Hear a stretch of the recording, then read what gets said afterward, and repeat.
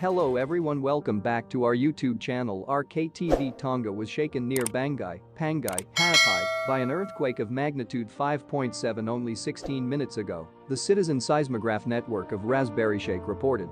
The quake hit at a shallow depth of 10 kilometers beneath the epicenter near Bangai, Pangai, Hawaii, Tonga, early morning on Sunday, May 29, 2022, at 4:32 a.m. local time. Shallow earthquakes are felt more strongly than deeper ones as they are closer to the surface.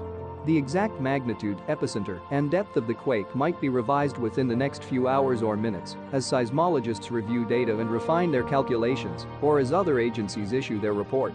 Please like, subscribe and share our YouTube channel for more updates. Thanks for watching.